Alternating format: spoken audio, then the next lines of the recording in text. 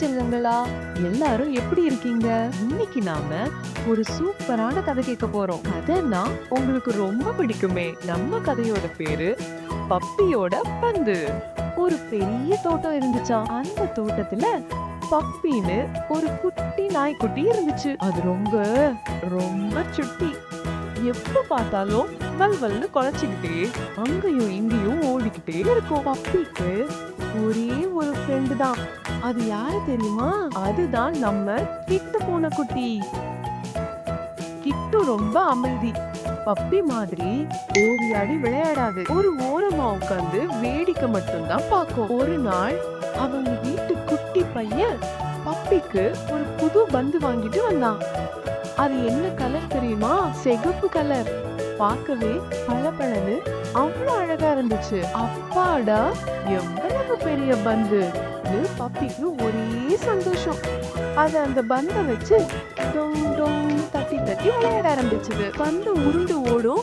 பப்பியும் அதுக்கு பின்னாலேயே வல் வல்னு கத்திக்கிட்டே ஓடும். பந்து செடிக்குள்ள போய் ஒளிஞ்சுக்கிச்சுன்னா பப்பி வேகமா போய் மூக்கால முட்டி முட்டி வெளியே எடுத்துட்டு வரும்.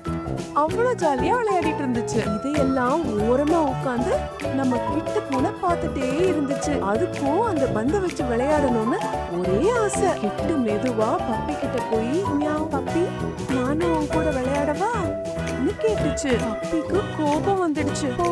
இது என்னோட பந்து, நான் யாருக்கும் தரமாட்டேன், நீ வேணா தூரமா நின்னு வேடிக்கை பாரு அப்படின்னு சொல்லிடுச்சு. பாவம் கிட்டு, அதுக்கு ரொம்ப கஷ்டமா போயிடுச்சு. சோகமா மியாவுன்னு சொல்லிக்கிட்டே மறுபடியும் போய் ஓரமா உட்கார்ந்துடுச்சு. பப்பி தனியாவே விளையாடிட்டு இருந்துச்சு. அப்போ தெரியாம அந்த பந்தை ரொம்ப வேகமா தட்டி விட்டுடுச்சு. அந்த பந்து உருண்டு உருண்டு உருண்டு தோட்டத்துல இருந்த ஒரு பெரிய மரப்பொந்துக்குள்ள போய் மாட்டிக்கிச்சு.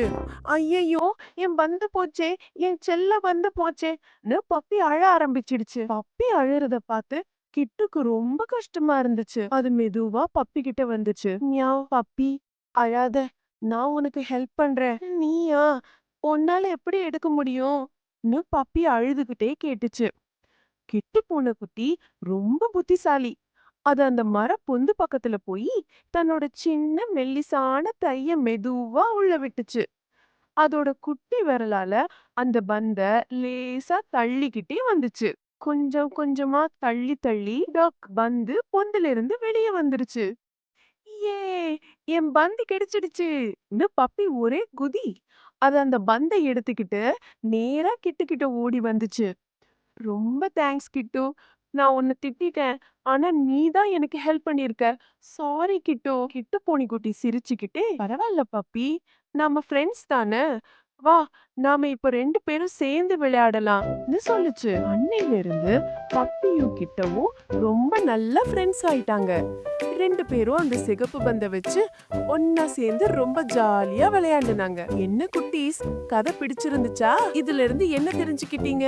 நம்ம கிட்ட இருக்கிற பொருளை நம்ம ஃப்ரெண்ட்ஸ் கூட ஷேர் பண்ணிக்கணும். அப்பதான் விளையாடுறதுக்கு ரொம்ப ஜாலியா இருக்கும். சரியா?